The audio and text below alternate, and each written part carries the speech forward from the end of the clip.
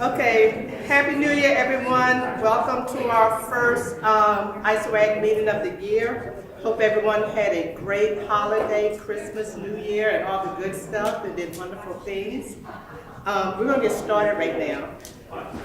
The first speaker we have, Chiedo, right? Chiedo.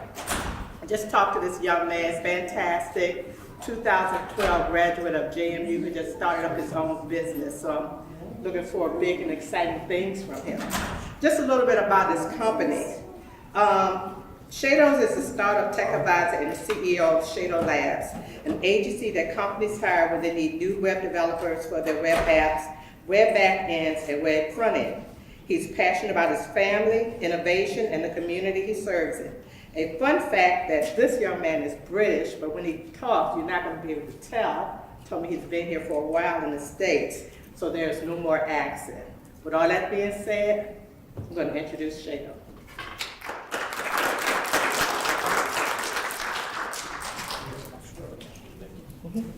Hey everybody, how's it going? Ooh. So I heard a story about a speaker that wasn't that exciting, and the gentleman over there actually got a message which popped up on the screen mid-presentation. So I'm striving, one, not to be boring, and then two, if I am boring, I'm hoping that it doesn't pop up for everybody to see. So I'm Chiedo. I'm the CEO of Chiedo Labs, and we do web software. I've dabbled in cybersecurity a little bit. I had a phase where I was just opening like company after company and just thinking I could do everything, and then I had a kid and put the brakes on quite a bit. So we're doing web application development, and I want to talk to you about web security. It's quite interesting figuring out how to talk to you all, because I'm used to giving presentations to either non-technical audiences or very technical audiences. And so I'm not really sure where this fits. So my attempt here is to talk about something very technical, but at a high level, because I don't know where everybody sits in regards to their knowledge on web application security. So this is going to be about how to build secure web applications, not for software developers, but for project managers and IT managers. So the people who are kind of leading the projects, but not the people who actually implement the code and write the lines of code. Oh yeah, it's back over there, this is great. So the problem is that you have all this new technology coming out every day. I'm sure you're all aware. And it all gets just like lumped together under IT. You know, a self-driving microwave comes out and it's like, okay, IT, that's a joke, come on. A self-driving microwave comes out, it's like, okay, IT's gonna figure it out. New web application frameworks come out, hey, just throw it to IT. And yeah, exactly. I mean, people don't always know how to use all this technology. They're not sure what it is. They don't have training. They don't have time to figure it out. And a lot happens with web technology. We can start a project, and 6 months later, some of the libraries we're using are now like yesterday's news, before the project's even complete. And so I am a web developer at heart. So I started doing web development when I was in elementary school. My dad's a software entrepreneur. And so he had me writing code since I was like 6. Just as long as I can remember, I've been on the computer, building computers, writing code. It just makes sense. So I'm not harping on web developers here or software developers, but there are common trends I've noticed with software developers, which really convince me that the people managing the projects can't completely rely on the software developers to make sure security gets done right. Now I'll explain that a little bit. So one, software developers often have a microfocus rather than a macro focus. You know, who here knows what the zone is? Getting in the zone.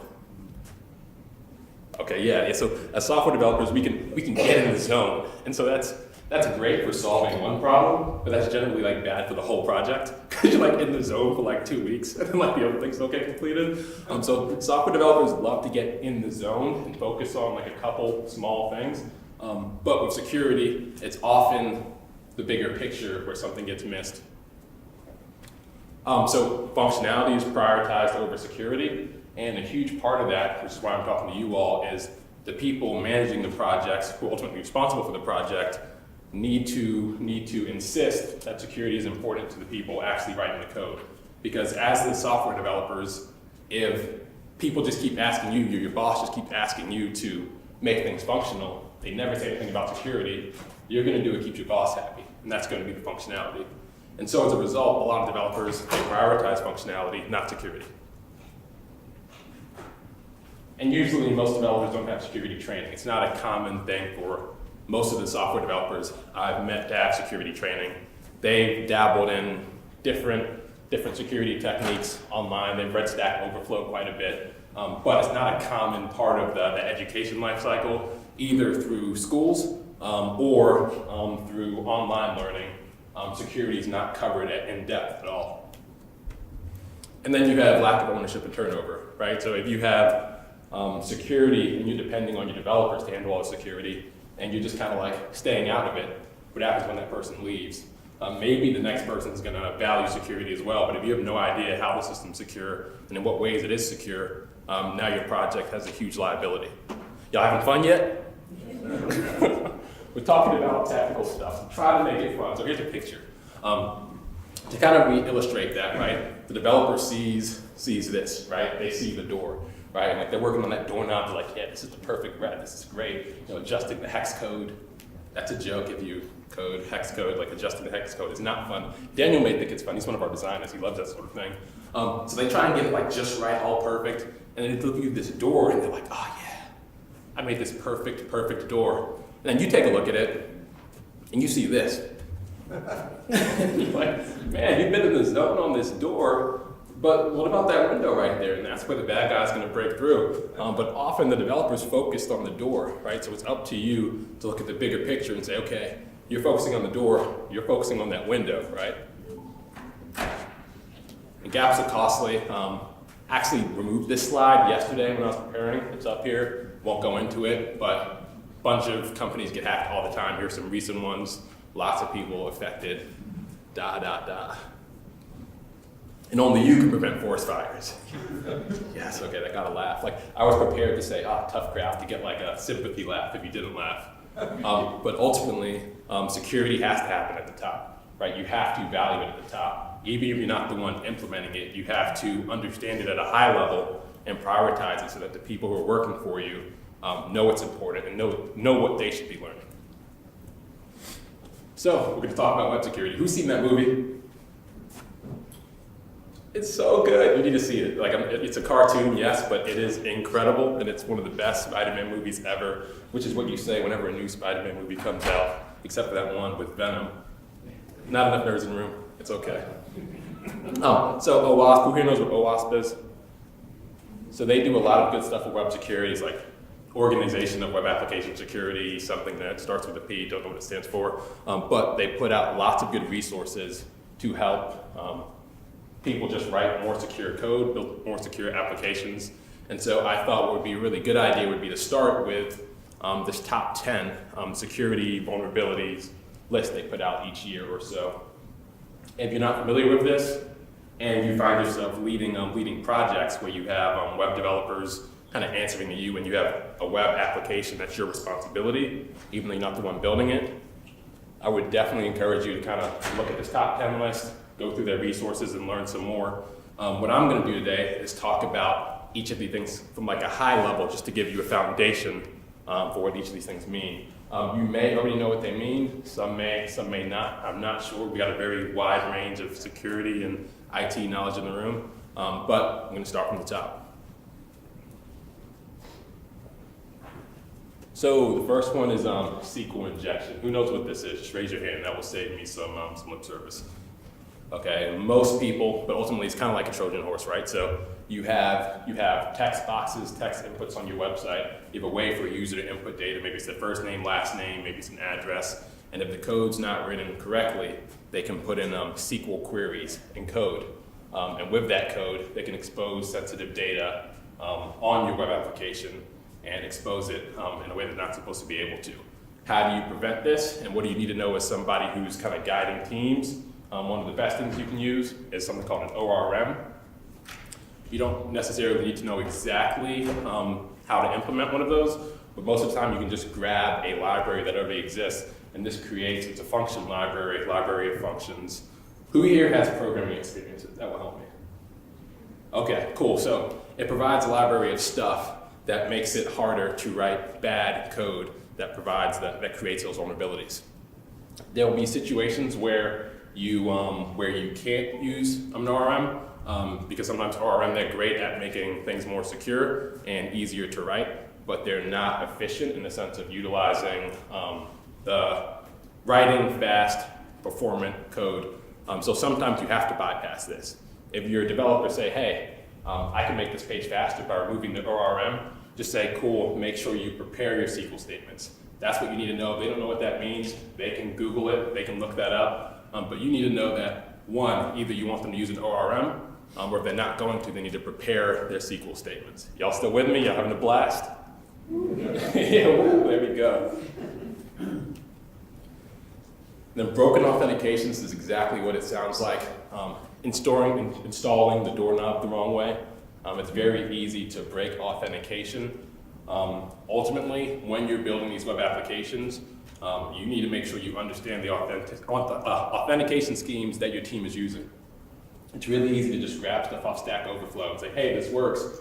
You need to understand how it's working. Are they using cookies for authentication? Are they using JWT? Are they storing authentication or session tokens in the database? You need to understand this at a high level so you can make sure something dumb isn't happening. And the most important thing, in my opinion, in regards to making sure authentication stays secure and stays not broken, is to make sure you have automated unit tests written. Does anybody know what automated unit tests are? Awesome. So when you create software, and I'm simplifying it, there are two ways to test your software, right? You can have a human go on the software and test everything, every possible scenario, point and click, or as the developer's writing the code, the developer can write more code that tests the other code. And so the beauty of having developers write code that tests the other code is that when you change something in the other code later, it can test to see if something breaks. And it's happened a number of times where I've made changes to a code base and thought this was a simple update, simple upgrade, it should all be good. Run my automated tests and it tells me something's broken. And I'm saying, no, it's not, this should be working. And then I find the human error. It's like, wow, I'm glad I hit those tests in. It's really easy to break things as a coder because computers are really, really dumb. They're really fast, but really dumb. They will do exactly what you tell them to do. They will not make inferences, and they're not going into AI here, but just general ones and zeros. They'll do exactly what you tell them to. If you tell them to log in anybody, they'll do that. If you tell them to give everybody admin privileges, even if it's on accident, they will do that. So the big takeaway for authentication is automated unit tests. When you're managing these projects, make sure people are writing automated unit tests. It will add cost to the project every time on the front end, but a lot of times it saves costs on the back end. Because when you have these tests written, you can more confidently upgrade your code later, add new features without worrying that you've broken something. Questions? And then number 3 is sensitive data exposure. This is, I don't know why they put that on there. It's kind of like the biggest problem with security is insecurity. Like sensitive data exposure is covered by pretty much everything we're talking about today. Protect your data, there's not much to say about this. Encrypt things that need to be encrypted in transit or at rest, and all the above. This is hard because this is very wide. There's so many ways to expose your data through SQL injections like we talked about, through broken authentication and other things. But ultimately, you don't want to expose data that's not meant to be exposed. So XML External Entities. So I haven't worked with this much, mainly because I haven't used XML as a means of passing data pretty much ever. We use JSON 9 times out of 10. But for people who do use XML for passing data, for whatever reason, just be aware that you make sure you're using an XML parser that has sane defaults. Now that's sane defaults means secure defaults out the box rather than insecure defaults, meaning you have to secure it after the fact. And disable something called DTDs. I'd like to go into that in more depth, but I haven't personally used this, so I'd pretty much just be reading what I read a few days ago. Broken access control. So one of the companies I used to run was a cybersecurity company that did penetration testing. And when I did penetration testing, white hat stuff, nothing like the bad stuff, broken access control was the easiest way to get a lot of people's data. I had a website I was a member of, and they asked me for my credit card information without SSL. Does anybody not know what SSL is? Cool, I gotta ask, right? Asked for my credit card information without SSL. I was like, you gotta be kidding me, this is a joke. Like, there's no way I'm giving you my credit card. Matter of fact, I'm gonna look at more stuff and see if you're secure. Start digging, I'm like, they don't have SSL on the login page and like all sorts of things. So I contact them, they were like, hey, if you can, excuse me, it's that time of year. So like, if you can prove to me that there are more issues with this website, like practical issues with serious consequences, I'll move this up the chain.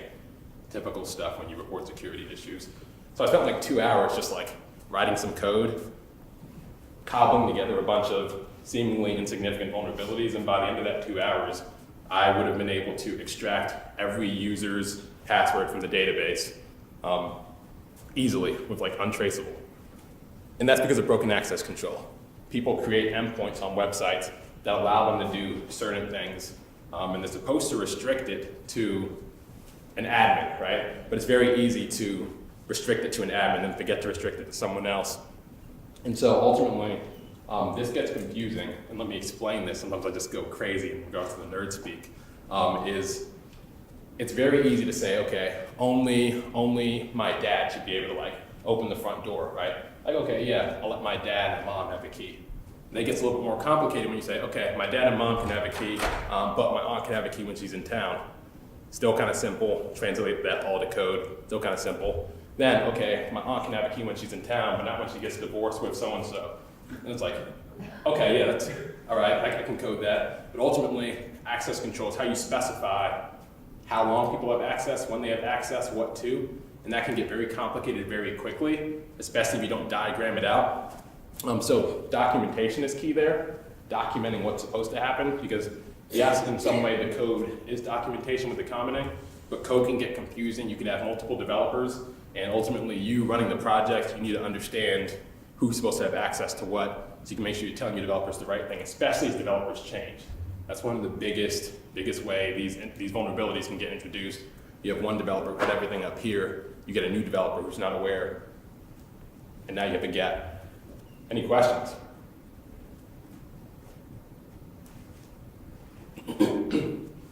Security misconfiguration. So this is when you're using different tools, different services, and you just configure it improperly.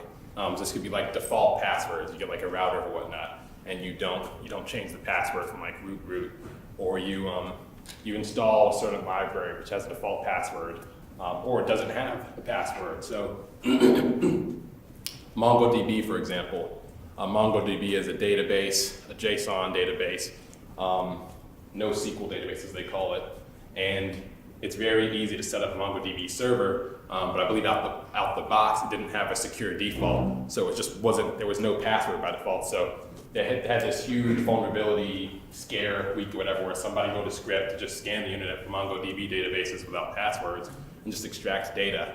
Whenever you're using these tools and these services, you want to make sure you're configuring them the correct way, especially with this cloud madness and love and all this stuff, all the AWS services. AWS S3, which is a way to store static files in a scalable way on the cloud. More often than not, people don't configure that securely because they assume it's just going to be secure out the box. And a lot of the libraries you use, they default to public access to the files you're uploading. So we've worked with people where they thought it was just secure because, I mean, it should be secure in my opinion, just out the gate. You just have to work harder to make it less secure. And then they realize, oh wait, so all that's public? I'm like, yeah, all that's public, and it's pretty guessable too. So as you're using different tools and bringing different things into your projects, ask your developers, how are you making it secure? Like, even if you have no idea how to make it secure, ask them that question. You ask them that question a couple times, they get caught with their pants down. The next time you ask them, they're probably going to be prepared. Crosssite scripting, this is another one of those Trojan attacks, quote unquote, where people use JavaScript and they put, JavaScript is a scripting language for the browser, so it runs on your computer. a lot of these languages, they run on the server somewhere. JavaScript runs on your computer. And so with cross-site scripting, you have people putting in JavaScript into their, whatever their first name field or the last name field or their address. And then if you, the admin, goes back onto your admin panel and you're looking at all your users, instead of seeing John Doe as the first and last name, you're gonna have a script that runs on your machine that's running as you, which can hit your send all money from my account endpoint or whatever on your platform and get somebody admin access to your machine. So how do you prevent that? Use templating languages whenever possible, and most of them are pretty aware and pretty onto this. Validate user input and default to not outputting untrusted data. So for first name, last name fields, you're almost always going to output those somewhere. So you definitely want to validate that data. Or if you're using templating languages like React, JS is very common for writing front ends now. The default is to not allow this vulnerability. If you want to do something that could potentially allow this to escape, you have to literally say, output potentially dangerous HTML, and then it will output something. So it makes you think twice, like, okay, is this dangerous? Like, I don't, yeah. Okay, then insecurity deserialization. And once again, I just want to give you guys a high level understanding so that if you're managing these web projects, you can have some sort of base level understanding to ask your team members to do these things. So insecurity deserialization is when you're passing data back and forth, and the person who, so ultimately you say you package something up, right? You package something up in a suitcase and it has secure contents in it, and then something happens with it. It goes through like the airport security, comes back to you. You want to make sure nothing's changed. So integrity deserialization is when you don't have a mechanism for ensuring nothing's changed and a hacker can find a way to infiltrate something into that package, say a bomb or whatnot. You want to make sure that before you open that container, it's exactly what you put. So the simple way is to sign anything you serialize. You sign things you serialize, then you can make sure that before you open it, you can check to make sure nothing's changed, and that's encryption stuff. And even better, just use JSON. Use JSON, which is a object, a data format created by JavaScript, and that will make it easier to prevent some of these vulnerabilities that happen when you use serialization techniques that are default in languages. And then, who knows what NPM is? Oh, cool. Who knows what NoJS is? Oh, wow, this is okay, that was not expected.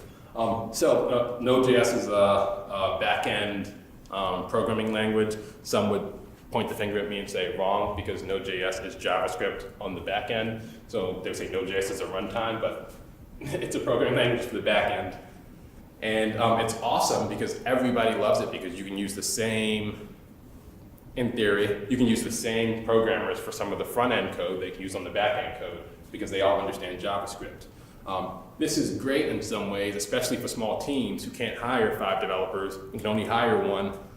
And it's been great because it's led to a lot of packages being created. So packages are reusable pieces of code. So if I create something cool and say, okay, other developers could use this, I can publish it, make it public. That is great, but a lot of times when people do that, these packages have vulnerabilities. And so developers can easily lean on code other people wrote. And with a lot of these packages, you write them, and then you just kind of forget about them. Like, I'm guilty of that. I was working on a project, and I'm a starter. Like, I start things, I get excited, and I'm like, okay, bored. So like, I started this like super cool like 3D rendering library in the browser. I was like, this is the best, and then I was bored with it. And like, even yesterday, I got like 2 requests, like issues, and it's like, I'm not using this anymore. Like, I can't keep maintaining this. But you have this issue with open source sometimes where developers will start something, and it just kind of stop. But then you have a bunch of people using your code, and so it's just kind of up to somebody. You put like a little notice and say, hey, like a new maintainer is needed. This is not being maintained, but people keep using it. Get more and more people using and downloading the code all the time. This specific case, it's just a front-end library where there isn't really that much of an opportunity for some sort of security issue to be introduced. But a lot of times with some of this back-end code, if you're not keeping up with the security, the people who are using your package now have vulnerabilities in their packages and their code bases, and they have no idea. And so components with known vulnerabilities, you want to be checking for these regularly. So You want to be using tools to scan your code bases for these components so that if they spot them, something that the whole hacker community is aware of, it says, hey, you need to update this component ASAP or remove it. So as you're working on software projects, ask your developers what they're using to check for security issues in your packages regularly, especially if they're using open source. So this is some of the alerts, like the Microsoft stack, where you've got Microsoft behind everything. But especially when using open source, you need to be checking for these security issues in the packages you're using from whoever. You don't know who wrote these packages, but you use it because it's convenient and it's already done. Insufficient logging and monitoring. This is hard. It's very hard because it's kind of like logging is just, so logs are what are generated by your code base, your application, as it continues to function, saying this happened, this page was hit, this thing happened on the site. So you want to make sure you're logging important transactions of importance in your logs, but at the same time, you don't want to expose sensitive data in those logs. That's the easy part. The hard part is actually staying on top of it, because it's kind of like telling somebody to like house sit for you and just like watch your house all the time and make sure nobody's doing anything, or just like watch a camera feed. Like the camera feed's cool, but if nobody ever watches it, it's not doing that much.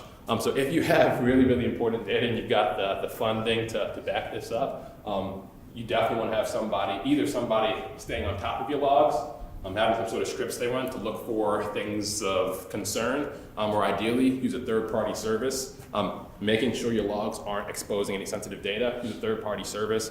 There are all these tools that will provide like AI and blah, blah, blah. They'll check for anomalies and all those buzzwords. And it's actually really helpful because they'll send you a notification of like, hey, this is really weird. This endpoint's getting hit again and again, and that's not typical based on what we've seen from your application. And that will save you a lot of time because it's very hard to just look at data and look for something that doesn't match. Machines are really good at pattern recognition. AI is. That's the whole premise of it. I'm really good at pattern recognition, whereas us humans, we can just get burnt out and zone out. Lightning round, who's ready? So before we do the lightning round, right, and I just like throw a bunch of stuff at you. Stand up for me. Seriously, just stand up. And give me elbows. I'm kidding, please don't do that. Okay, just sit back down. Can't be boring, that's like my #1 goal today. So as I've been running my software development company, working with on different projects, I've seen, these are the common mistakes I've seen the most as we inherit code bases. Because we inherit a lot of code bases. We inherit them and kind of come in to stabilize, maintain them. A lot of times we're inheriting code bases written by like one developer. Could have been a genius developer. Maybe he gets hired by Google and now they have this code base that no one else understands. Or they just get overwhelmed and they realize they're doing one job that like 10 people should have been doing. Or we inherit code bases from like offshore teams. So we see just a lot of different mistakes that come from those situations. So no HTTPS, just put HTTPS on like everything at this point. Like it's so cheap to do. It's free in a lot of cases with something called Let's Encrypt. There's not really a good reason not to do it unless you're doing like some crazy like Google stuff where the time it takes to encrypt and decrypt the traffic is not worth it. But 9 times out of 10, just use HTTPS. Passwords in plain text. Do not allow this in your applications. A lot of higher ups will say, oh no, I want to be able to look at the passwords just so I can like help my users log in more easily if they need them. This is so bad. This is so bad. I mean, I inherited, one of the code bases I inherited has a bunch of like sensitive, high profile individuals in it with their passwords in plain text. And I told the company, like, this is terrible. Like, one, you just met me. Like, I could be anyone. I could move to Mexico, take all this stuff, and log into all the email accounts. The big reason plain text passwords are bad is because of the password reuse. People use the same password on lots and lots of sites, and we're trying to break that habit with things like password managers. A lot of people do that. So when luckily I'm one of the good guys, say I'm a bad guy, I go into this code base and they have this project, I see millions of passwords in plain text, and I say, these are government accounts. Maybe I should log in and try and log into the Gmail account, move to Mexico. Now I have access to all these other accounts because I use the password in the same place. So your password should be encrypted. One-way encryption using a hashing algorithm, something like bcrypt, If that's all you remember when you're talking to developers, are you using bcrypt? That's a win. But do not store the passwords in plain text and just assume that no one's going to get a hold of it. No automated tests. This is very common just because it adds cost. And a lot of things that add cost without adding something visible to most human observers, those things get left off. But automated tests are so crucial, especially for things like authentication, security risks. Right? Automated tests, don't trust a human to check every time to make a code change because humans are lazy. We're lazy. We'll think, not this time, like I'm trying to catch that new movie, or this new Netflix series came out, or they're coding while watching Netflix, like you have no idea. Improper secret management. So as you're connecting to all these cloud services, you're going to have secrets, right? It's like the equivalent of a password. It's a simplification. But these secret strings of characters that you do not want anyone to get a hold of. So managing those secrets is very important. One of the mistakes a lot of developers make is they'll put this in their, do you know what Git is? Version control. They'll put it in their code bases, which is what you don't want to do, because then any developer who accesses that project can see these secrets. You want to put these secrets in as few places as possible. And so this comes into play when you're deploying to production. You want to put the secret on the production server rather than the code base, because the code base could be accessed by your contractors, your junior developers, your mid-level developers and whatnot. You want as few people as possible to have those secret keys that give them keys to the city. Staging servers with live data. So I was going to say, many privileged account management packages will handle that for you. Mm-hmm. And any guy that will do it. I don't know if you've had a whole lot of experience with those, but they're, SailPoint does it, Iconic does it. I can't remember all the names, but there's a whole bunch of them out there that do that. And basically you say, this system is authorized to obtain this secret and use it, and they never know what it is. That's awesome. It works like a charm. Yeah, that's awesome. So make sure you're doing something. We use Heroku quite a bit for deployment, and we use environment variables, so it's not quite that high scale, but use something to make sure secrets aren't just hanging out in the code bases for all to see. And then staging servers with live data. The staging server is like the testing version of the live site. Don't put live data on that server. This is where you're testing if things work. So if you make changes on the staging version of the site where you're testing your changes and it has live data, a hacker just has to get privy to that and say, I'm just going to hang out on this site rather than the real site and just wait for them to make code changes with some sort of like scanner or whatnot. So when you have these staging servers, you need to have dummy data that is not live, data that is not actually valuable information, because that's where you're testing things. AWS misconfigurations, I want to give you like an easy way to do this right. There is none. It's just pay professionals. I know like Rackspace, they have like a whole Rackspace is cool. So they used to be a competitor to AWS, providing servers. AWS, Amazon Web Services, which is Amazon's division that provides cloud resources such as servers. AWS just wiped the floor with Rackspace, and so Rackspace changed their business model and said, okay, you know what? We're going to provide AWS service and help people understand this complex AWS beast.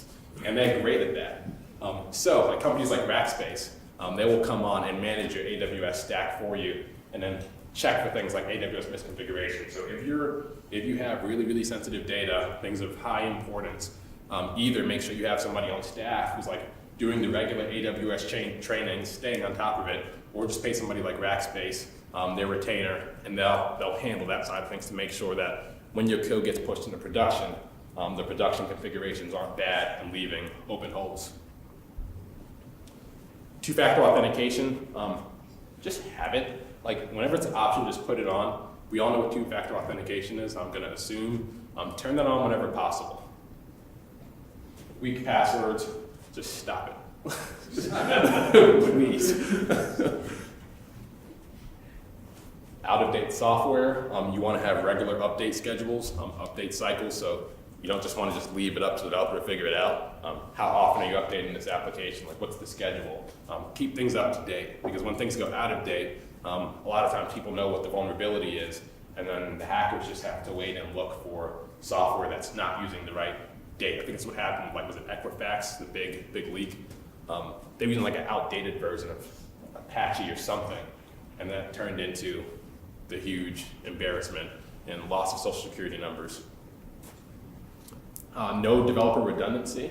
This is one of the biggest security risks you can have when you just have one developer who knows it all and just kind of keeps it up here, your brainiac. He may just go work for Google, right? He may fall off the cliff, right? Like you have no idea, and if that happens, now you've got a new developer coming in who doesn't know what's set up. And we inherit a lot of those situations, and we just have to tell the customers, like, we don't know what we're walking into, so we're gonna give it our best, but at the end of the day, like we're charting unknown territory here, and we're documenting as we go. But when you inherit something, and the previous developer's just gone, there's no one else who has that information, that's a very bad place to be. Stack Overflow. Does anybody know what Stack Overflow is?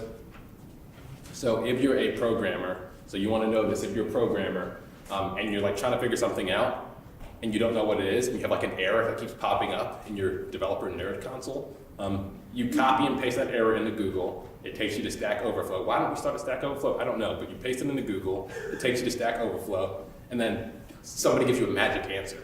It's very easy to just copy that magic answer into your code without understanding what it does, the implications, and the context.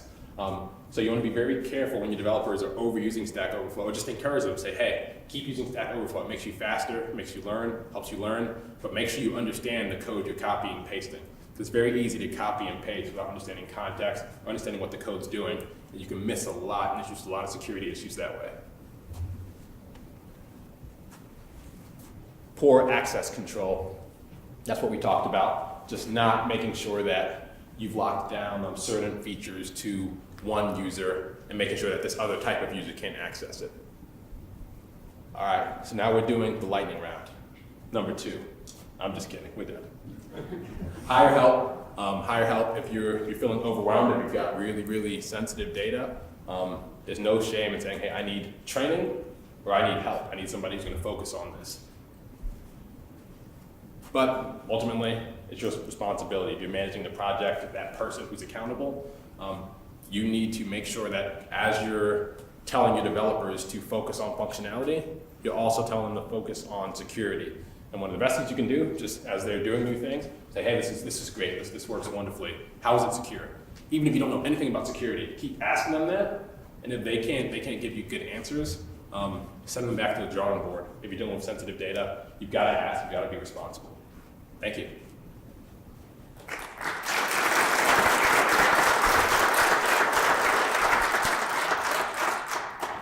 Any questions for Chiedo? Yes, sir. Here we go, over here, Chiedo's. All right, so I actually got 2 questions. So when you're talking about misconfigurations, you're talking about MongoDB. So a lot of these open source databases don't really have a baseline configuration that's like CIS doesn't have a baseline configuration on Mongo. So what would you recommend for those who are having these open source tools to securely code them or to test for their security to actually understand what needs to be changed? Really good question. So personally, I'm a huge fan of using cloud services because they've thought about this. They thought, how do we make this secure? Where these situations happen the most, and this is one of these huge fallacies, is people think, oh, instead of using this cloud service that is built on top of AWS, I'm going to use AWS because it's cheaper. AWS is like a brick is cheaper than a house, yes. But by the time you pay professionals to actually configure things and get it done right, it's going to cost way more on AWS. So a lot of people, they just have amateurs set it up on AWS without understanding what they're doing, and that's how things don't get configured correctly. So in those situations, use a cloud service.